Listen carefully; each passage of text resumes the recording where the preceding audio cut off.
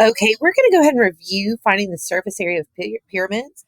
We're going to use the formula where our surface area is equal to the area of the base plus the area of one of the faces times the number of faces, and that's going to equal our surface area. We're talking about the area of the base. The base is generally the bottom of the pyramid. It is going to either be a rectangle, square, or triangle in our case. When we're talking about the area of the base, that is going to be one of the triangles that make up the sides of the pyramid. And then when we're talking about the number of faces, if you have a base that's got four sides, you're going to have four faces. If you've got a base that has three sides, like a triangle, you're going to have three faces. And so you're only going to use one of two numbers in there. You're either going to use the number four or the number three in there. And let's go ahead and do some examples really quickly. So here we've got, and this figure right here is a square or rectangular pyramid. We can tell that because if we look at the bottom there, we've got four sides. Okay. I know it looks like a parallelogram because just the way it's shaped, but we're going to go ahead and call this a square pyramid. When we've got a square pyramid, okay, the formula for a square for a rectangle is base times height. So because this is going to be a square, we're going to say we've got 9 times 9. Okay.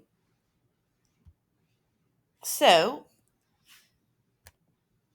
we're going to do 9 times 9 for the area of our base. The area of our face, remember our face is a triangle, and our formula for area of a triangle is base times height, and here our height is 13 feet, and that is going to be divided by 2. Okay, so that's our formula. We said base times height divided by 2.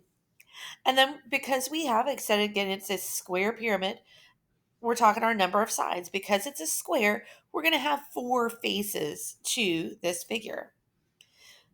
So then we plug that into our formula where we're taking the size of the base, which is 9 times 9, so area of the base, plus the area of one of the faces, times the number of faces, which is 4.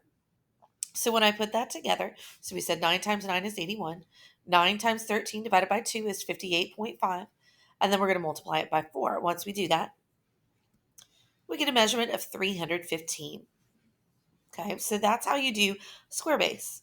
If we have a triangular base, here's the difference. So we know this is triangular base. And generally, what we're going to make sure of is on these, when you see them, you'll notice that we have that bottom shaded in. That bottom is a triangle. Our triangle is 12 by 14.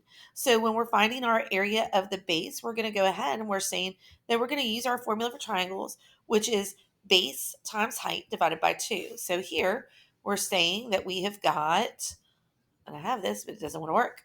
There, oh, I'm going back.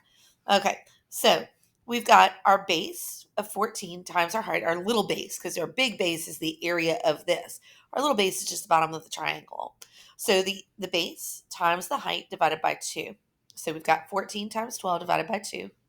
We find the area of our face. So we're going to have the same little b here, 14 times 13 divided by 2.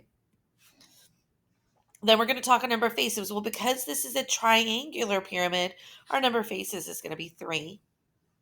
So I'm going to go ahead and solve that and plug it into the formula. So I do 14 times 12 divided by 2, I get 84. When I do 14 times 13 divided by 2, I get 91. I'm going to multiply that by 3 because that's my number of faces. And I get a total of 357.